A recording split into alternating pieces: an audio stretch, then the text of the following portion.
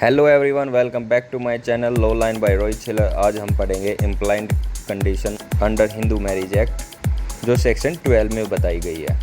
और जो हमने लास्ट वीडियो देखी थी उसका एक सेकंड पार्ट है और जो फर्स्ट पार्ट है उसका लिंक आपको डिस्क्रिप्शन में मिल जाएगा। सेक्शन 5 के अकॉर्डिंग और सेक्शन 12 के अकॉर्डिंग कुछ इम्प्लाइड कंडीशन भी है। एक्सप्रेसली तो प्रोवाइड करी गई है सेक्शन 5 में, लेकिन सेक्शन 12 में इम्प्लाइड कंडीशन बताई गई है कि फ्री कंसेंट होनी चाहिए। कोई भी फ्रॉडली कंसेंट लेके या धोखाधड़ी कुछ फ्रॉड करके कंसेंट नहीं लेनी चाहिए। और अगर ले ली और बाद में पता लग गया, जैसे फ्रॉडली ले ली, धोखाधड़ी या झूठ बोल के शादी कर ली, तो वो शादी वॉइडेबल मानी जाएगी।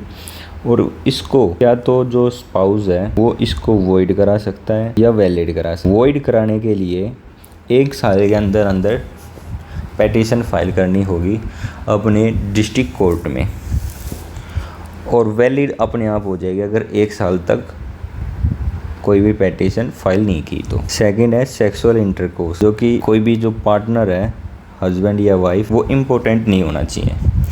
Incapacity to having sexual intercourse, वो शादी भी वॉइडेबल मैरिज होगी। सेम ऐसा ही कि 1 साल के अंदर अंदर पेटिशन फाइल करानी पड़ेगी अगर वॉइड करानी है तो। तीसरी इम्प्लाइड कंडीशन है जेंडर, कि ब्राइड ग्रूम बॉय और गर्ल ही होनी चाहिए। ये नहीं है कि बॉय बॉय शादी कर ले या गर्ल गर्ल शादी कर ले। ये आपको बेयर एक्ट की रीडिंग में पढ़ाता हूँ मैं। सेक्शन 12 का sub clause a, that the marriage has not been nominated owing of a important of the respondent. तो सेक्सुअल इंटरकोर्स होना ज़रूरी है, इम्पोर्टेंट नहीं होना चाहिए कोई भी पार्टनर। और फ्री सेक्शन सी बताता है कि जो कंसेंट है वो फ्रॉडली या फोर्स से नहीं लेनी चाहिए। बाय फ्रॉड और बाय फोर्स और बाय फ्रॉड अगर ली तो पेटिशन जो है present more than 1 year after the force has ceased to operate.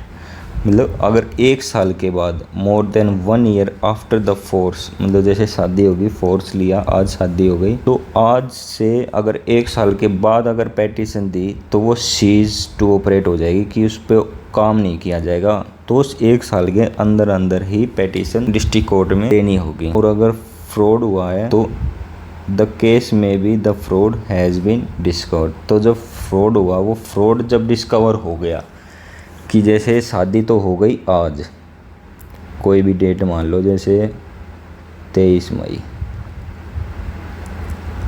आज शादी हुई है, जो फ्रॉड हुआ था वो पता लगा 23 नवंबर को,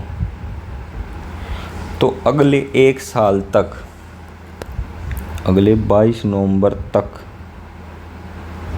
जैसे 2024 है तो ये 2025 तक पेटिशन फ्रॉड के केस और फोर्स के केस में जब शादी हो गई है। तो ये इम्प्लाइड कंडीशन थी जो कि इम्पोर्टेंट है और प्री के क्वेश्चंस में भी आती है, तो इनका ध्यान रखो। Okay, thank you for watching my video. Do like, share and subscribe my YouTube channel. Thank you so much.